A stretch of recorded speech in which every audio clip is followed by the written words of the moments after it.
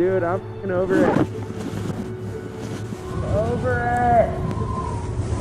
I want to go to a bed in a house with a fireplace and a stovetop and dry floors.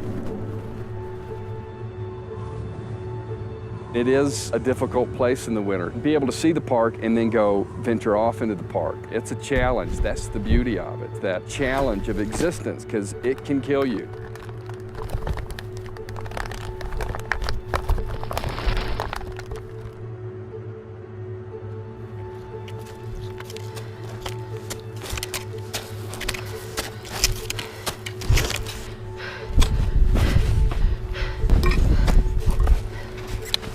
This is the crux for sure.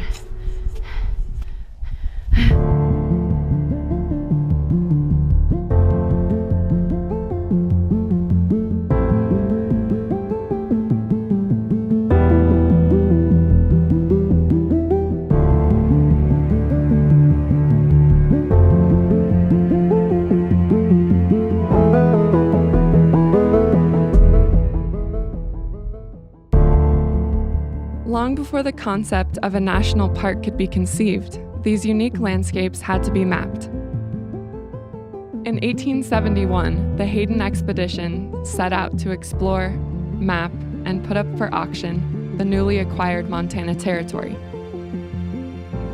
Little did they know, this expedition would leave an impact that would last for generations to come.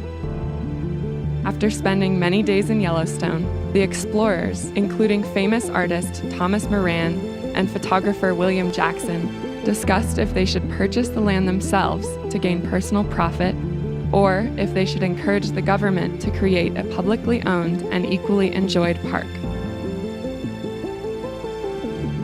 Thankfully, Hayden believed in setting aside the land for the benefit and enjoyment of the people, and less than a year later, in 1872, President Ulysses S. Grant signed the Yellowstone National Park Protection Act into law, creating the world's first national park.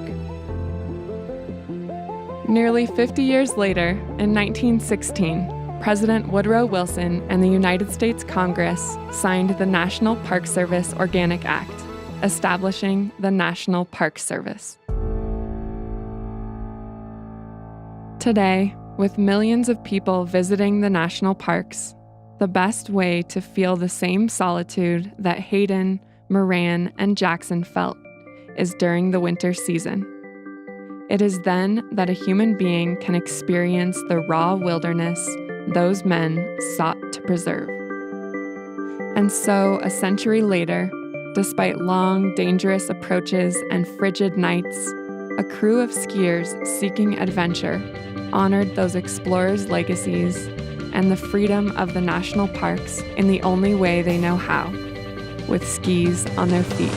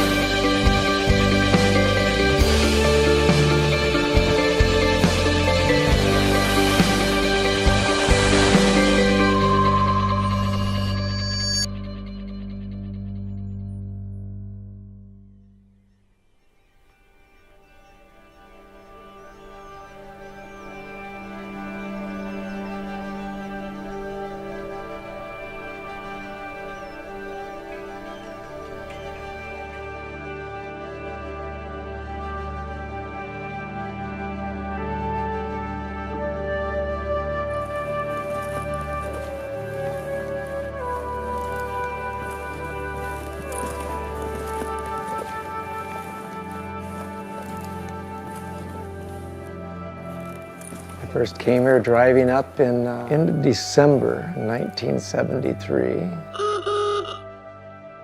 Swore that I would do a great adventure with my kids and try to recreate Orland Bartholomew's journey from Cottonwood Pass to Yosemite Valley.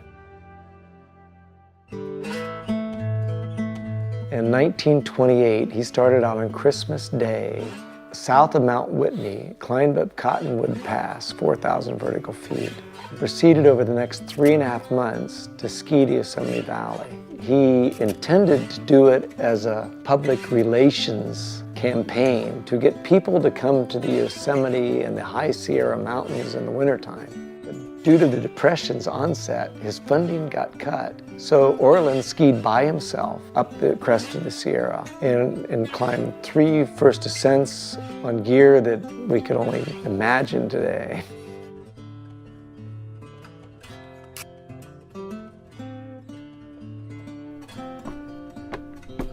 My name is Laura Paluski. I'm one of the winter rangers up here. This is my husband, Rob. This place is amazing. The Sierras in general, it's an amazing mountain range, and this part of the Sierra Nevada comprises Yosemite National Park, is all that John Muir said it was. Although famous worldwide for climbing, the original intention for Yosemite was a skiing park. One of the original concessionaires, the Curry family, envisioned a vast market for winter recreation with multi-day tours from hut to hut. In 1927, they formed the Yosemite Winter Club, and Ansel Adams became one of the club's first presidents. Before becoming a famous photographer, Adams was a young skiing and climbing enthusiast. A year later, the group established the Badger Pass ski area in Yosemite, which today still remains as one of 3 ski areas left in national parks. To this day, the Yosemite Winter Club's presence is still going strong, promoting winter sports in the park. I don't know what it is, something clicks. They're inspired by being in the wilderness and having this experience, an epiphany, maybe in Yosemite Park, maybe in one of our other national parks, but it's the simplicity of living when you're in wilderness. The sun comes up and moves overhead, go on a 20-mile hike or ski to any of these amazing mountains that we're surrounded by now. I do think it's important to seek out and see these national parks. It's because they're hands down the most stunning places in our country. And so if it says national park after the name, that's usually a good sign, and it means you're about to embark into somewhere really, really beautiful.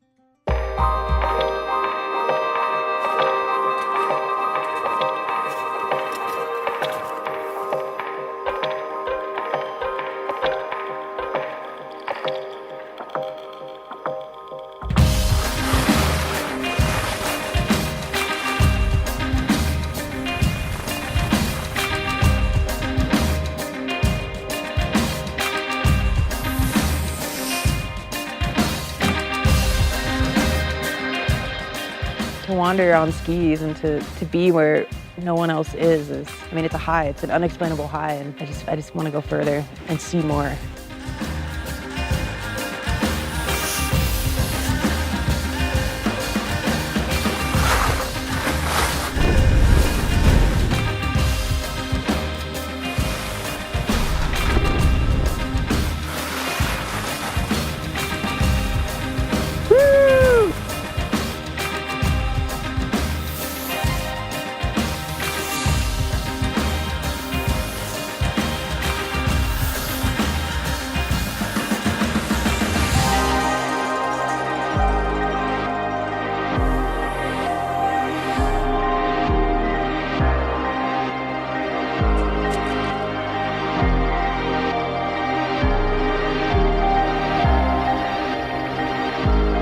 There's something to be said about standing in a place where you know that thousands of years ago someone else has been. To know that someone else stood there and felt those similar feelings is incredible.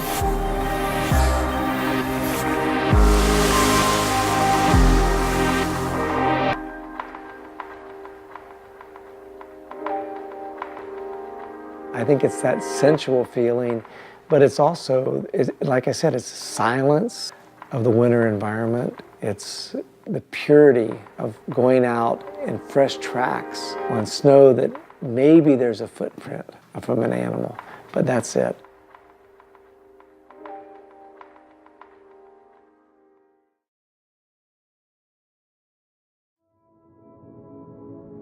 The intelligent American will one day point on the map to this remarkable district with the conscious pride that it has not its parallel on the face of the globe.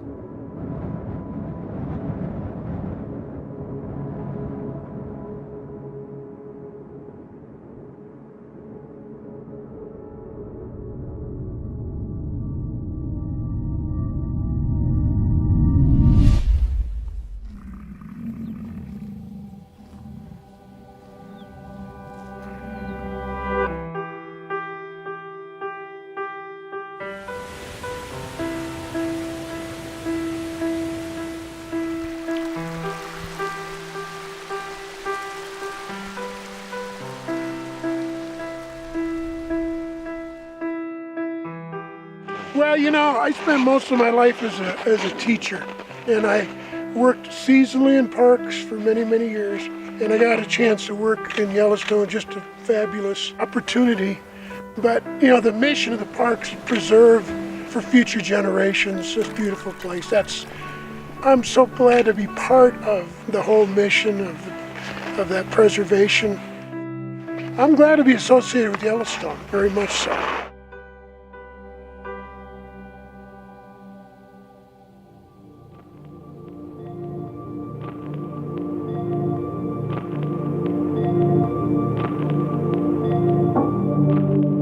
The first known ski group into Yellowstone was led by photographer Frank J. Haynes. Haynes played a vital role in documenting Yellowstone National Park and disseminating imagery of its natural wonders to visitors and others around the world.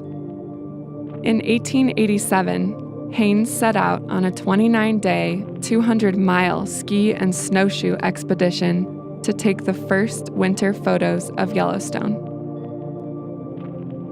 His photographs would open the eyes of Americans and others around the world to the beauty of Yellowstone during the winter. When you think of Yellowstone, you don't think of skiing. You think of buffalo from the car window. And we were shredding some incredible terrain and really good snow.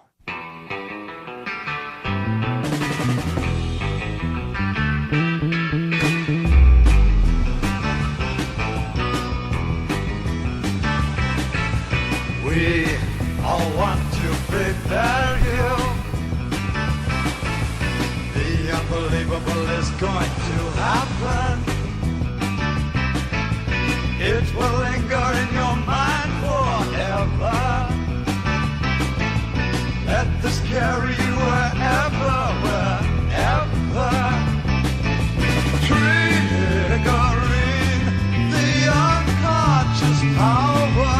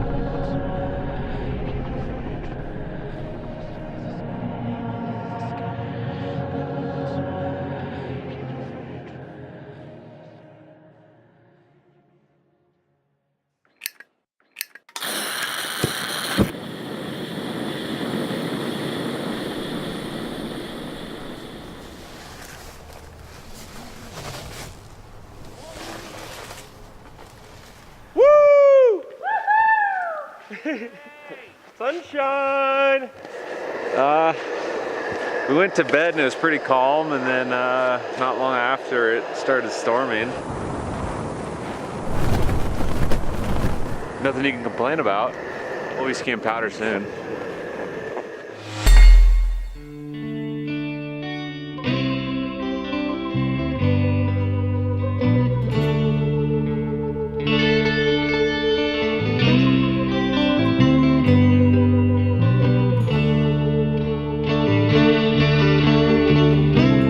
Family, friends, come round, 'cause I wasted most of my life. But I tried to be brave, weird and wild. I wanna live that red and wild life. When you die alone,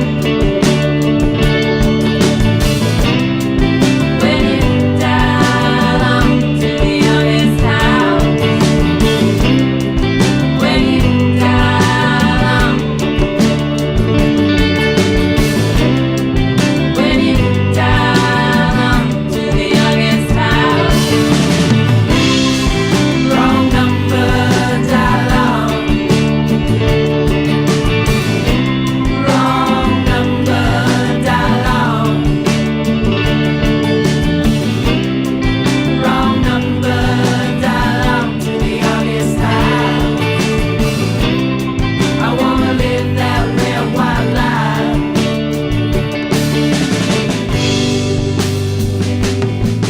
Today we got unexpected like 6 inches of snow.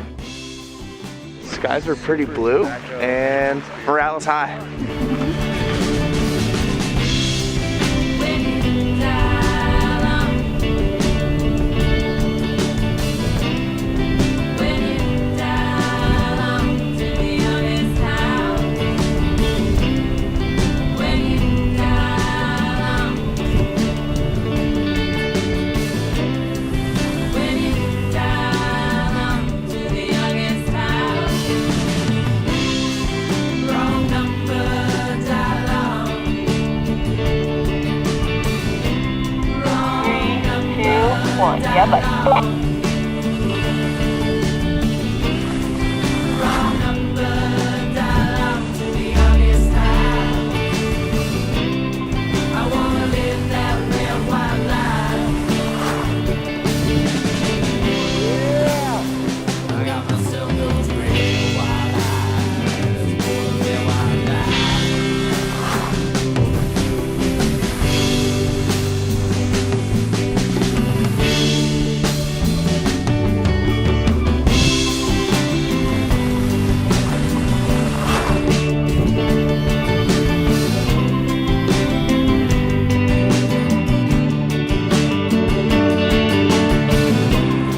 I wanna live that red wild life. Wrong number, die alone. Wrong number, die alone. Wrong number, die alone to the youngest house. I wanna live that red wild life. I wanna live that red wild life. Yeah, the red wild life. All your kids made out of evil. All their friends got granite hands. All your kids made out of evil, made out of evil. All their friends got granite hands. All your kids made out of evil. Far away in northwestern Montana, hidden from view by clustering mountain peaks, lies an unmapped corner, the crown of the continent.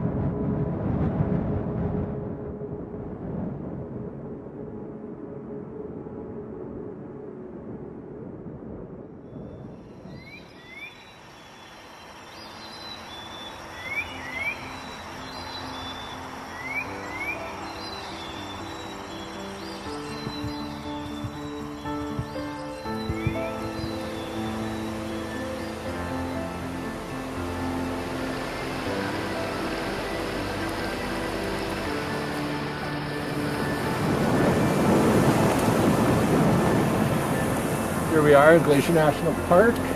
We tried to get an early start, and it was a slog of all slogs in it. I'm not gonna lie, it was really hard. But hopefully get to some good ski touring this afternoon and get our eyes on some stuff. Glacier National Park is absolutely gorgeous, and it's just something that it's so pristine, and you want to be able to share it with your family. I just love being here. It's great. Like, I didn't think I was gonna be out here at 6.5 months pregnant, like doing this. This is kind of our last chance before we have our child to come and do something like this.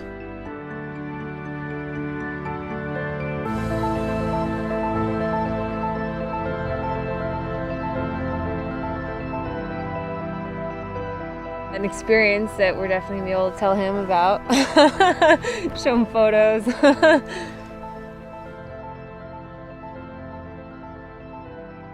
So Glacier owes most of its existence, at least from a commercial standpoint, to the Great Northern Railway. And they were trying to come up with these ways to get people to hop on the train and come see this. And so essentially there were some conservationists that got involved and said, hey, this place is beautiful, we should try to preserve it. And it was sort of a tandem effort between the commercial interests of the railroad and the conservationists like George Bird Grinnell that thought this place was so cool.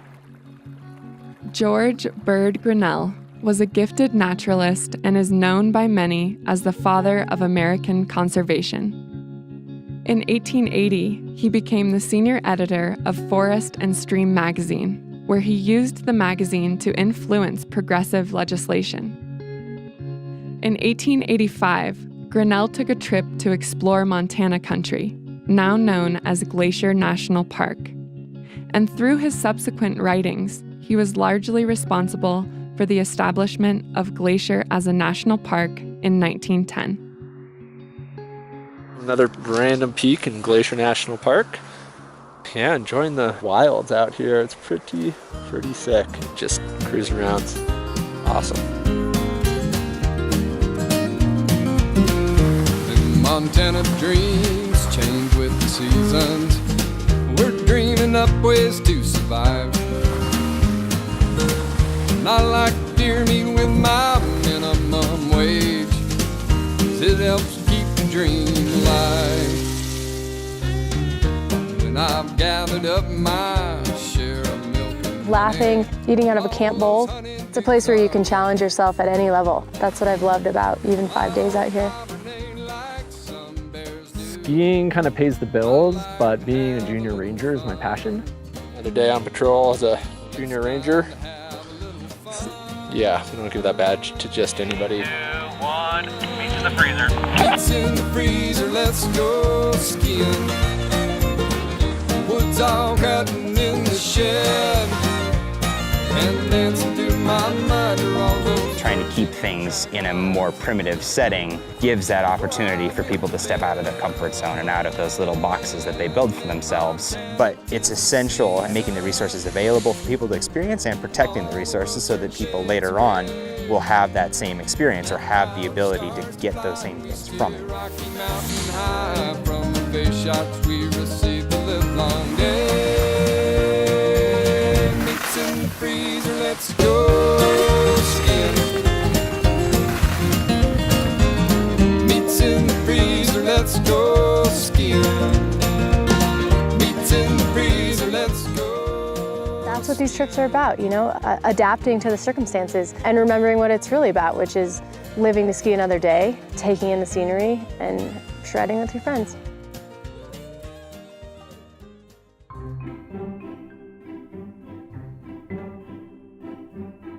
Well, David went to take a pee. I was cooking layer upon layer of bacon. And you know that that's just jetting out all around us. And there was a wolverine. And at first I didn't really believe it. And there she was. And she was very much coming to check us out. Just saw a wolverine, which is pretty sweet. One of the animals that, they're pretty reclusive and a lot of people get to see them. And this guy just cruised through camp and checked out our scene. Hopefully we'll come back, close, but not super close.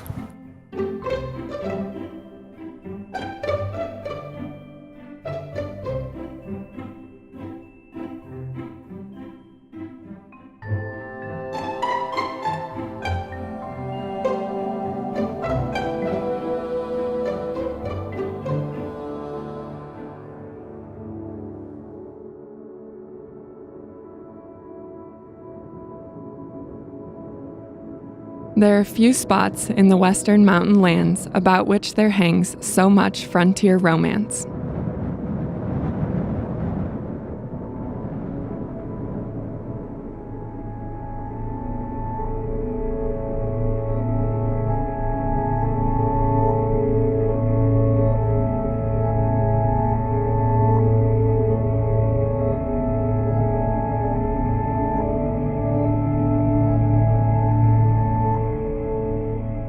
National parks and wilderness areas give each of us an opportunity to connect with life the way it was before development of all of our constructs. It's most important that as recreationists, when we go in the mountains, we have to be as respectful as we can and be able to move through terrain with grace. One of the most interesting characters in the history of the Tetons is Fred Brown. Fred grew up here from the age of 10 in Wilson. He did some work carrying the mail over the pass when the sleighs couldn't go. He basically became an outdoorsman at a really young age and started skiing on the pass and in the park in the late 20s and early 30s. He skied everywhere around here, and he became a climbing guide in the Tetons. He's one of Paul Petzold's first guides. He led ski expeditions into the Tetons. Continuing in Fred Brown's legacy, Bill Briggs skied from the summit of the Grand Teton in 1971, opening the eyes of North American skiers to what was possible and putting Grand Teton National Park forever on the map as a wild ski destination. The Tetons are so distinct. They rise out of the desert and they're just so gnarly and intimidating looking that all these intricacies and all these nuances, what's special and what makes them really unique compared to other places. Sharing the southern boundary of Grand Teton National Park, Jackson Hole Mountain Resort and its lifts and tram shuttle 16,000 skiers per hour around its 3,000 skiable acres.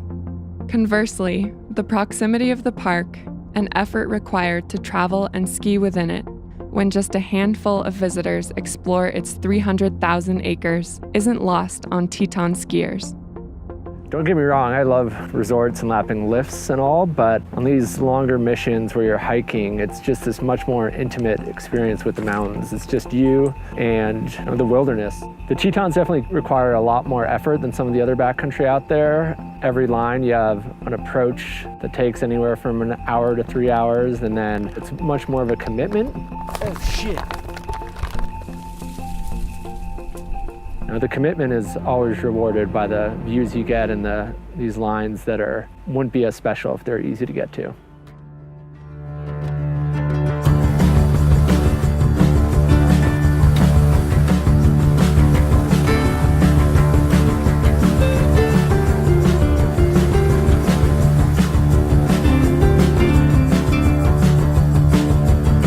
Step in front of a runaway train.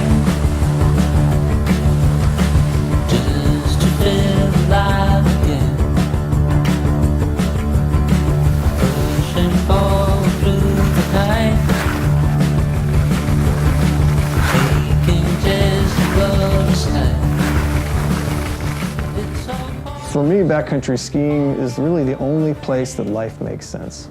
The advantage that winter gives for the backcountry traveler is that you can pretty much go wherever you want, but you have to choose the most efficient line. And so there's beauty just in navigating through terrain. Step in front of a runaway train, just to feel alive again. Pushing forward through the night, aching just above the sight, aching just above the sight.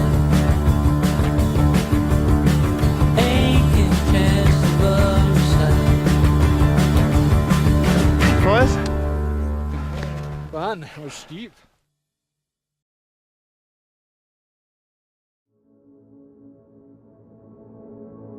If you know wilderness in the way that you know love, you would be unwilling to let it go. This is the story of our past, and it will be the story of our future.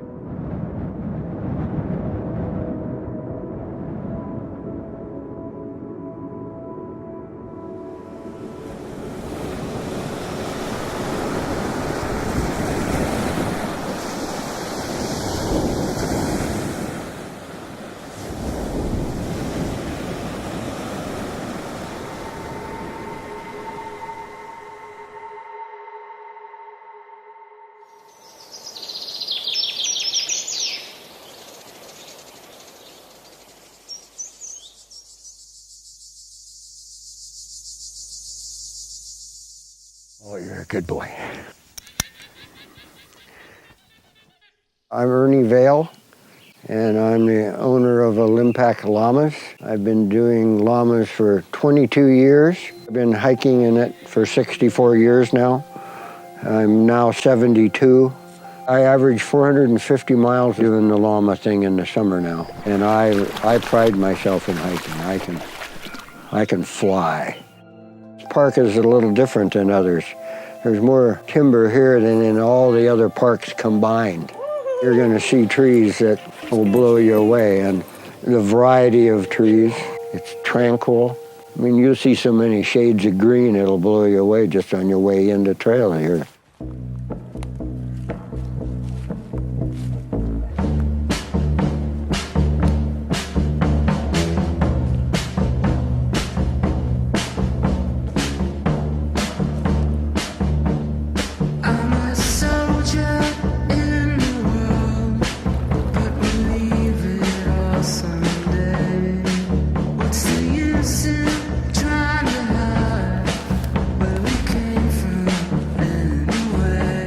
The best thing about backcountry skiing is exploring and going to new places, and that's what this whole trip's been about. We hiked in 20 miles to start skiing. Like, we had to carry everything we had with us for 20 miles to ski. But that's what we do because we like exploring, we like going to new places. That freedom feels so good.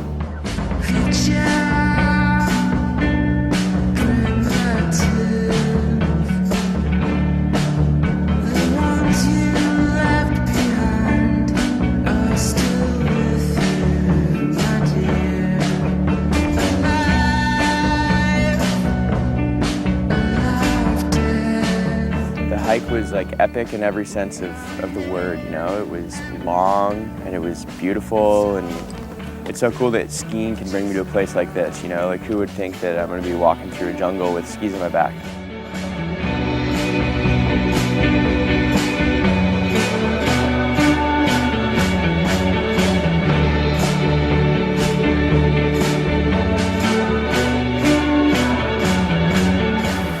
Every generation should be able to appreciate these 1,000-year-old trees that you walk through. Thank goodness you're preserving it, because we need to keep these zones pristine.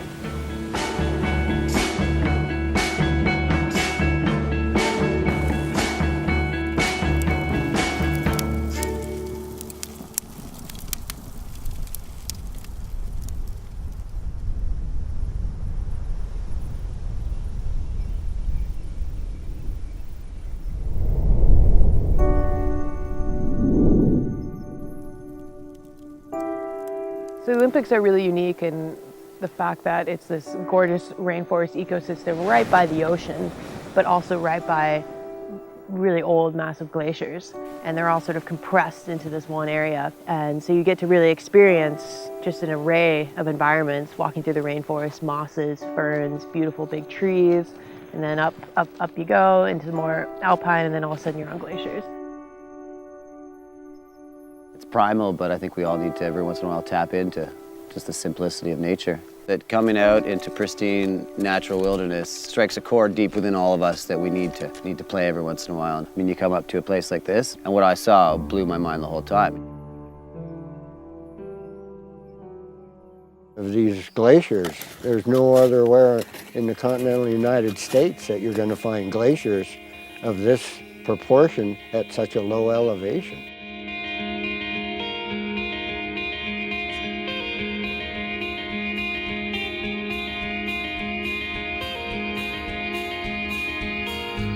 I think Coulter is super excited to get in here because he's never really crossed a Bergschrund, and then not only crossed one, he decided to jump a couple of them. I mean, that was pretty exciting for him.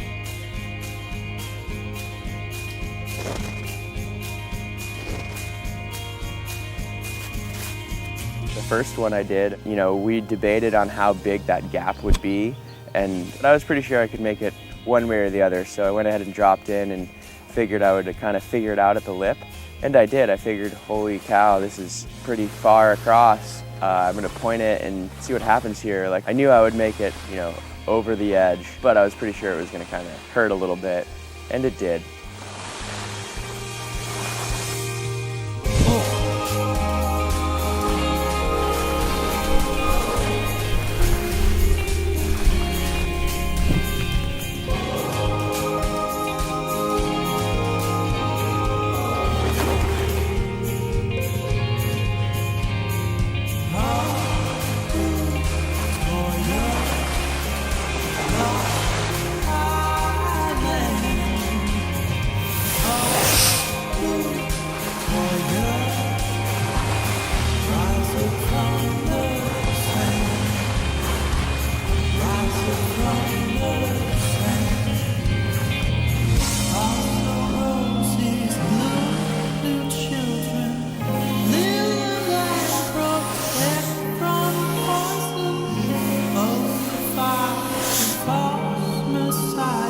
The best way to get to really know someone, know what they've got deep down, you know, hike 18 miles and then climb a mountain and spend a bunch of time in the mountains and around camp with somebody.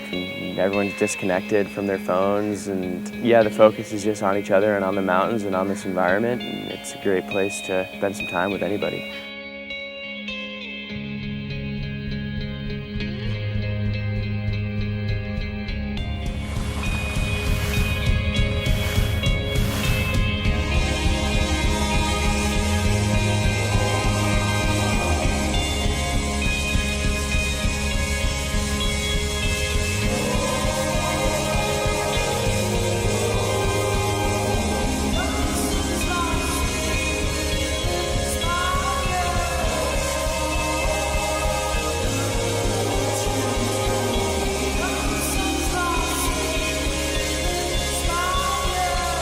It's my therapy. The longer you're there, the better you feel. I don't abuse it at all because it is that important to me. It is just that good. As mountain people, we find comfort in places that are bigger than us. Big mountains, big lines, big terrain. But the scale of these national parks, everything that went into their creation, the mark they leave on people's lives, the mark they've left on our lives, is bigger than any mountain we've stood on top of before. These stories, these experiences, these places are nothing short of monumental.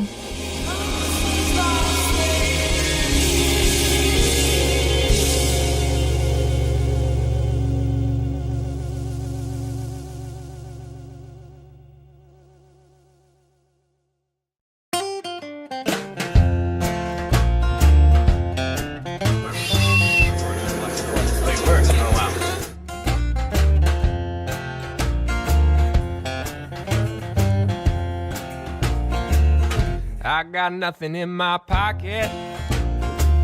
I've got nothing up my sleeve. I'm gonna smash it in the head. I've got nothing to hold on to. I've got nothing to frozen mean mug. Oh, but it's alright. It's alright with me.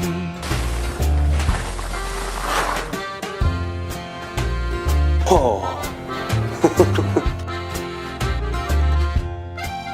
Should we be worried? This goat's getting really close, but I want to pet it.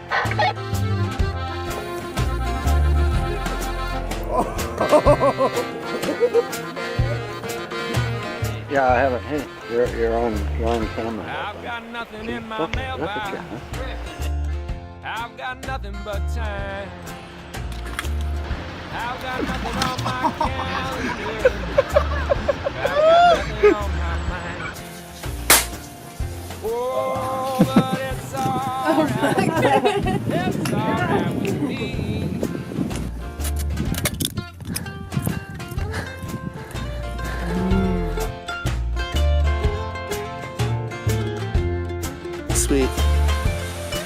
You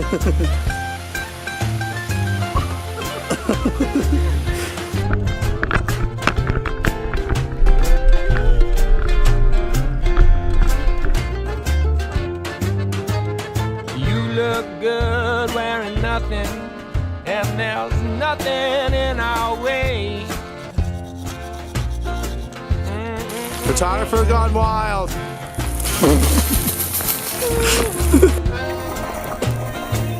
I got nothing in my Man down. Oh. I'm gonna power it off here. It seems like.